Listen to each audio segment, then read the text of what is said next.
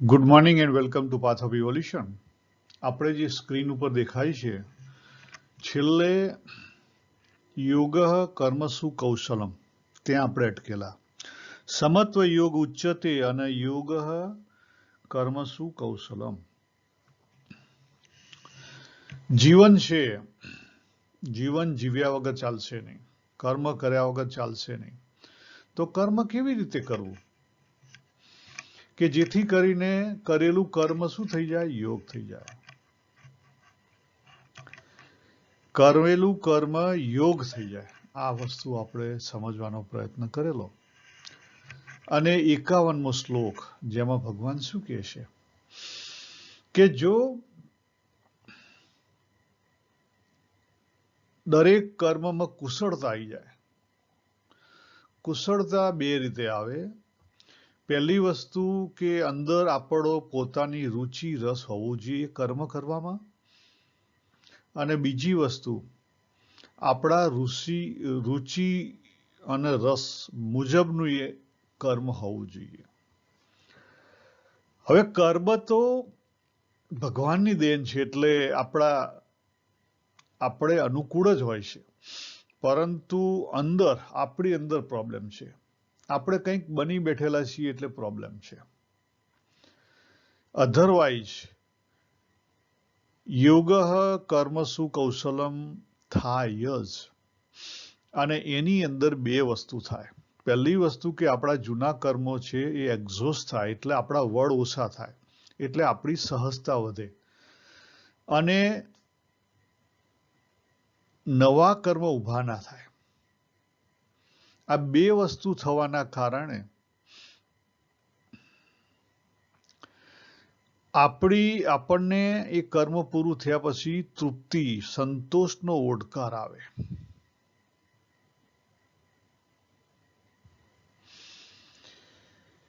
હવે ભગવાન સમબુદ્ધિ, કારણ કે સમબુદ્ધિ એ અગત્યની છે. શું અગત્યનું છે? સમબુદ્ધિ. બુદ્ધિની અંદર સમત્વ ના હોય ત્યાં સુધી યોગ કર્મસુ કૌશલમ શક્ય નથી.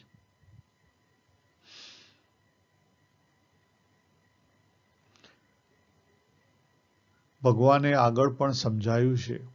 બીજા અધ્યાયના 48મા શ્લોકમાં ભગવાને શું કીધું છે? યોગસ્થ કુરુ કર્માણી. ત્યાં ભગવાને શું કીધું કે કર્મોનું મહત્વ નથી, એની અંદર જે ક્ષમતા છે, યોગ છે, એનું મહત્વ છે. કોનું મહત્વ છે? એની અંદર જે યોગ કહેતા સમત્વ છે એનું મહત્વ છે. સમત્વ, સમબુદ્ધિ એટલે નિર્વિકારી બુદ્ધિ, પવિત્ર બુદ્ધિ, નિશ્ચલ બુદ્ધિ, અચળ બુદ્ધિ, જેની અંદર દ્વંદ નથી રહેલા. જેની અંદર દ્વંદ નથી રહેલા. આપણે કેવું માનીએ છીએ કે ભાઈ હું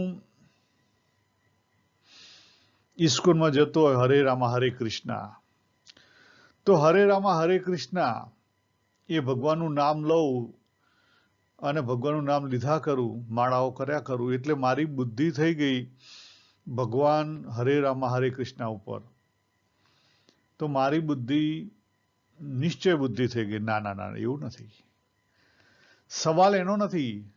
સવાલ એ છે કે તમે શું પકડ્યું છે નથી.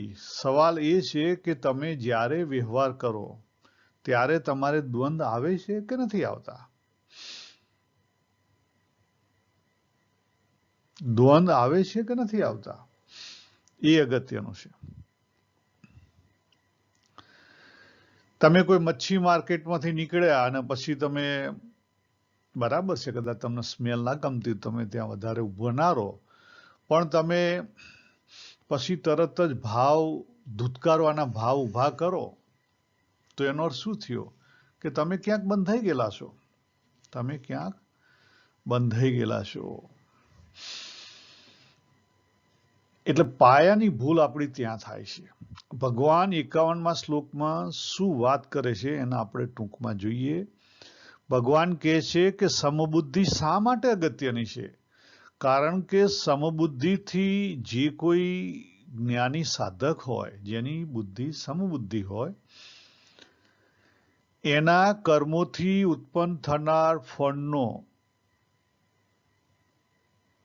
ત્યાગ કરીને જન્મરૂપી બંધનથી મુક્ત થઈને નિર્વિકાર પદને પ્રાપ્ત થઈ જાય છે.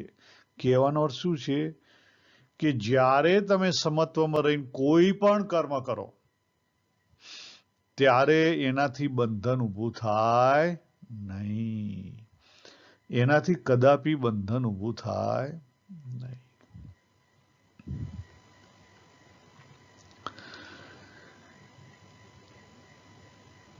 આપણે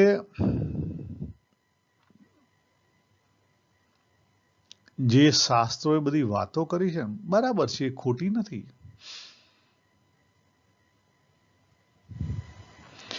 પરંતુ એ વાતો પૂરતી નથી. ભગવાને 14મા અધ્યાયમાં સમજાવ્યું છે કે સાત્વિક કર્મ હોય,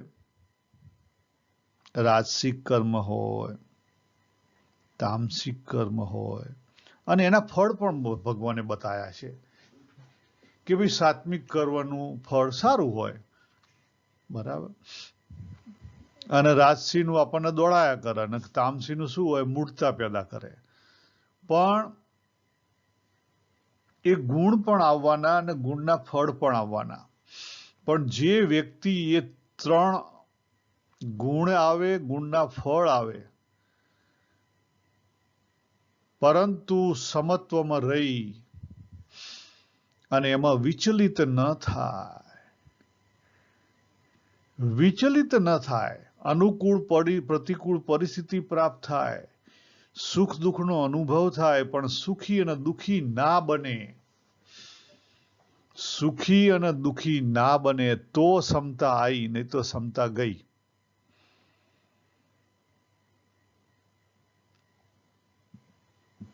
તો સમતા આવી, નહીં તો સમતા ગઈ. એટલે જે સમત્વ બુદ્ધિ છે, એ સમત્વ બુદ્ધિ જો સમજાઈ જાય, સમજાય નહીં, અનુભવમાં આવી જાય. સમજાવવાની તો ઠીક છે, પણ અનુભવમાં આવી જાય. અત્યારે આપણા અનુભવમાં કેમ નથી આવતી એનું હું તમને એક કારણ કહું, મારી સમજણ પ્રમાણે, મારા અનુભવ પ્રમાણે.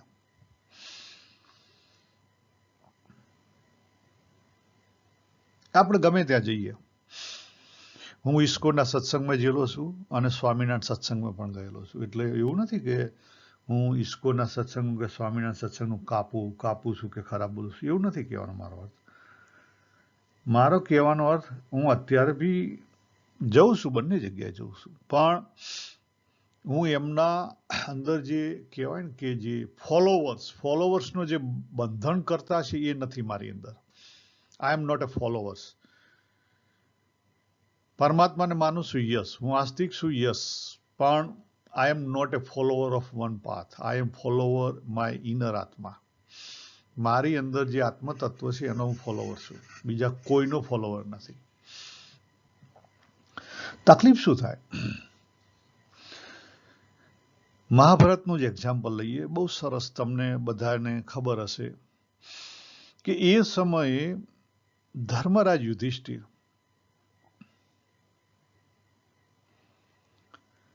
એમને શિક્ષણ પણ એ પ્રમાણે આપવામાં આવેલું અને એ રાજા પણ બન્યા હતા. અને જ્યારે એમને પત્ર મોકલવામાં આવ્યો અને આમંત્રણ આપવામાં આવ્યું કે ભાઈ તમારે જુગાર રમવો, તો એ સમયે એ એમનું માઇન્ડસેટ હતું, એ બંધાયેલા હતા માઇન્ડસેટમાં. શની અંદર કે રાજા તો જુગાર રમે, માઇન્ડસેટ. પછી તો કે રાજા રાજ્યને મૂકી શકે જુગારમાં, માઇન્ડસેટ. રાજા પોતાની પત્નીને જુગારમાં મૂકી શકે, માઇન્ડસેટ. એને કદી પ્રશ્ન ના થાય. જે ફોલોવર હોય ને, જેનું માઇન્ડસેટ હોય ને, એને પ્રશ્ન ના થાય. હવે આ એક બાજુ મેં તમને બતાવી. હવે હું બીજી બાજુ બતાવું તમને. તમને મને બધાને જન્મનું સાચું રહસ્ય અને મૃત્યુનું સાચું રહસ્ય આપણને કોઈ બતાવતું નથી. મને નતું બતાવવાનું. પ્રકૃતિનું પણ સાચું રહસ્ય કોઈ બતાવતું નથી.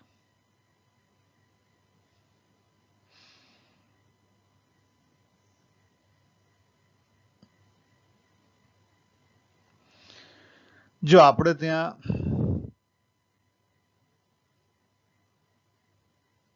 આપણને ખબર હશે કે આપણા ભાઈબંધો કે આપણા મિત્રો કે આપણા કેટલાક જે કોઈ ફ્રેન્ડ્સ હોય કે જે કોઈ હોય, એ ઘણીવાર અમુક ખાવાના શોખીન હોય તો સંતાડીને લાવીને ખાય.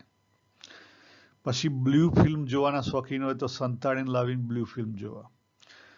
બીડી સિગરેટ પીવાના શોખીન હોય તો સંતાડીને લાવીને બીડી સિગરેટ પીવા. કેમ આવું કેમ થાય છે? કારણ કે આપણી જે સમાજ વ્યવસ્થા છે ને, એની અંદર દેખાડવાના ચાવવાના દાંત અલગ છે.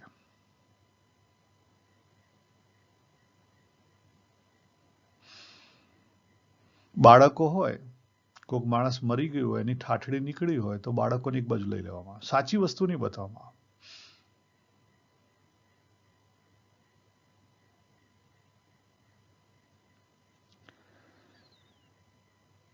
એ જ રીતે આખો સમાજ વ્યવસ્થા, દાખલા તરીકે આપણે ખેડૂત હતા અને પશુપાલન કરતા, તો પશુપાલનમાં ઘેર જે ગાય ભેંસ હોય, ગાય ભેંસ ને ઘોડા જે કંઈ હોય, એમના બચ્ચા આવે. અને એ બચ્ચા કેવી રીતે આવે? બરાબર. તો આપણે કહીએ કે પેલી ભેંસ આરે આવી હોય તો એને પછી લઈ જવામાં આવે. એ બધી વસ્તુ નોર્મલ વસ્તુ છે. પણ એ નોર્મલ વસ્તુને આપણે સંતાડવાના પ્રયત્નો કરીએ. ગામની અંદર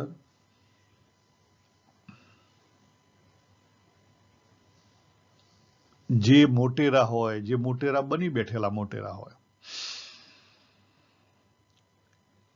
એ લોકો પાછલા બારણે ઘણું કરતા હોય. ઘણી બધી વાર બહાર પણ આવી જાય. પણ બહાર સવારે ઉઠીને મંદિર મહાદેવ જાય એટલે બહુ મોટેરા કહેવાય. હજી આપણે ઇન્ડિયાની અંદર અહીંયા તો કંઈક વેસ્ટર્ન વર્લ્ડમાં તો હવે આ સેક્સ્યુઅલ શિક્ષણ આપવામાં આવે છે, પણ છતાં હજી એને જેમ છે તેમ સાચા અર્થમાં નથી આપવામાં આવતું.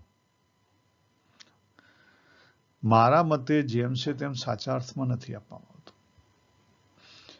એ પ્રકૃતિની ક્રિએટિવ એનર્જી છે, એ રીતે આપવું જોઈએ.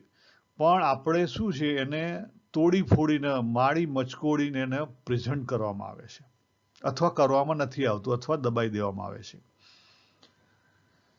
આપણે ત્યાં શાસ્ત્રોમાં ને ઘણા બધા ભજનોમાં હાન નાન બધી જગ્યાએ જુઓ, સ્ત્રી પુરુષને અલગ કરેલા હોય, સ્ત્રી પુરુષને અલગ ચિતરવામાં આવે, એમને પડદામાં રાખવામાં આવે, દબાઈને રાખવામાં આવે.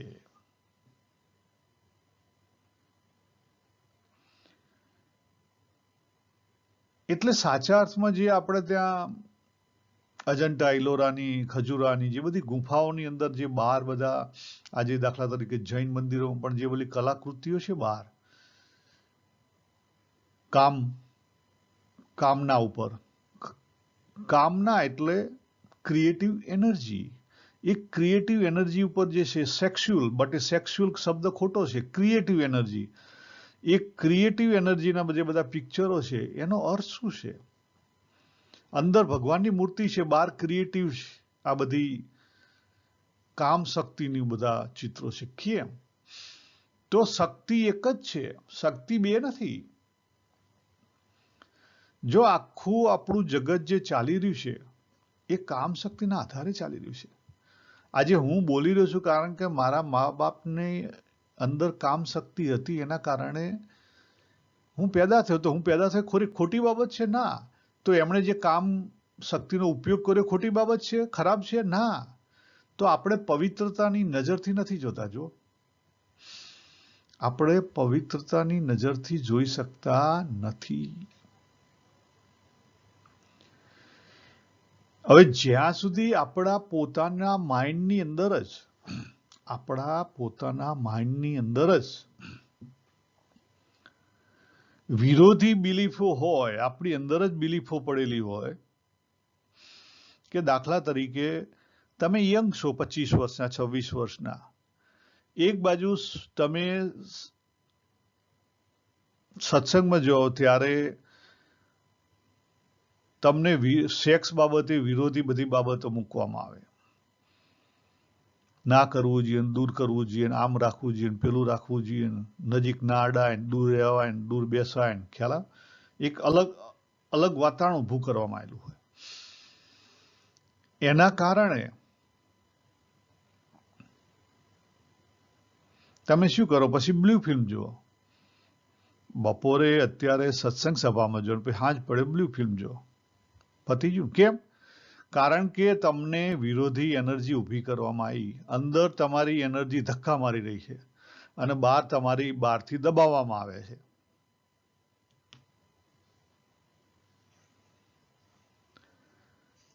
તો આ રીતે આપણી જે સમાજ વ્યવસ્થા છે એની અંદર પ્રશ્નો છે. એના કારણે આપણા પોતાના માઇન્ડસેટમાં પ્રોબ્લેમ છે.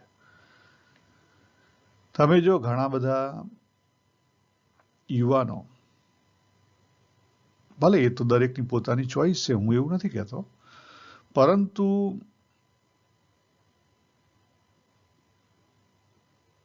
તમે ભાગી જઈને કદાચ સાધુ થયા, તમારી પોતાની ઈચ્છાથી તમે સાધુ થયા, એનો અર્થ એ નથી કે તમે તમારી માન્યતા બીજા ઉપર ઠોકી મારો. તમારી માન્યતા બીજા ઉપર ઠોકી મારો. કારણ કે જ્યાં સુધી અંદરનો અનુભવ ના થાય ત્યાં સુધી સાચો અનુભવ છે નહીં. અને આજે શક્તિ છે, શક્તિને સાચા અર્થમાં સમજવી પડે અને સાચા અર્થમાં એક્ઝોસ્ટ કરવી પડે. સાધુ બહારથી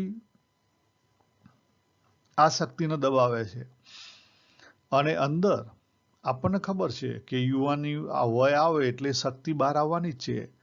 પછી બહાર તમે ઉપવાસ કરો, હા કરો, ના કરો, એ શક્તિ કદાચ નબળી થાય, કદાચ બહાર બહુ એક્સપ્રેસ ના થાય, પણ એની જે રસબુદ્ધિ છે એ થોડી જતી રહેવાની. રસબુદ્ધિ ના જાય. ભગવાને અહીંયા આ જે અધ્યાય છે ને, આ જે વાત ચાલે ને બુદ્ધિની, એમાં આગળ હવે રસબુદ્ધિની વાત કરશે. રસબુદ્ધિ એમ જાય નહીં. દેહ ને પીડા આપવાથી રસબુદ્ધિ જાય નહીં. ભગવાને સપોઝ એવું જ કરવું હતું તો પછી ભગવાને જ ના મૂક્યો હોત ને. એ કામ શક્તિ છે, ભગવાને જ ના મૂકી. આપણું જો નાનું છોકરું છે, નાનું છોકરું થી મોટું થાય ત્યાં એને શું હોય? જિજ્ઞાસા હોય. જિજ્ઞાસા શામાં પરિવર્તિત થાય? જિજ્ઞાસાની જે શક્તિ છે ને એ શામાં પરિવર્તિત થાય? કામનામાં. જિજ્ઞાસાની જે શક્તિ છે ને, ચૈતન્ય એટલે જિજ્ઞાસા. ચિત્ત શક્તિ છે ને એ જિજ્ઞાસા શક્તિ એ કામ શક્તિમાં, કામ એટલે ઈચ્છા શક્તિ, કામમાં પેદા થાય અને કામમાંથી પછી એને અનુભવ થાય એટલે જ્ઞાન ઊભું થાય. બરાબર? અને એ જ્ઞાનનો ફરી ઉપયોગ કરે એટલે કર્મ આવે. એટલે કર્મ અને જ્ઞાન એ એકબીજાના સાથે જોડાયેલા છે. એટલે જો તમારી અંદર જિજ્ઞાસા શક્તિ ના હોત તો કામ શક્તિ ના હોત, અને કામ શક્તિ ના હોત તો આજ સુધી તમે જે જાણ્યું છે એ તમે જાણી શક્યા ના હોત. આખું ક્રિએશન છે ને એની પાછળ જે શક્તિ રહેલી છે, ક્રિએટિવ એનર્જી, હું તો ક્રિએટિવ એનર્જી કહું છું એને. Sexual energy is a part of creative energy. એ જિજ્ઞાસાની શક્તિ છે, એનું આગળ જઈને વિકાસ પામેલી શક્તિ, એટલે એ ક્રિએટિવ એનર્જી. એ ક્રિએટિવ એનર્જી જ્યારે પરિપક્વ થાય ત્યારે એ સમત્વમાં આવે, સિવાય સમત્વમાં આવી ના શકે. ભગવાન આગળ વાત કરશે કે આપણે જીવનની અંદર બે પ્રશ્નો છે મોટા. આપણી બુદ્ધિ છે, આપણું જે કોન્શિયસ માઇન્ડ છે અને સબકોન્શિયસ માઇન્ડ, બે એકબીજા સામે લડી રહ્યા છે.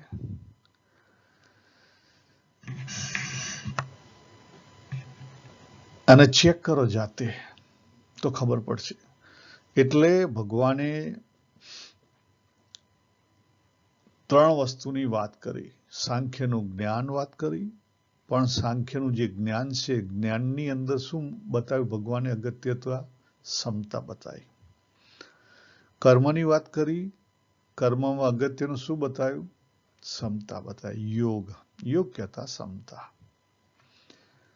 અને એ જે સમતા છે એને ભગવાન હવે આગળ લઈ જશે. એ આપણે પછી જોઈશું. અહીં આપણે પૂરું કરીએ. સર્વેને જય શ્રી કૃષ્ણ. હરિ ઓમ તત્સત. હરિ ઓમ.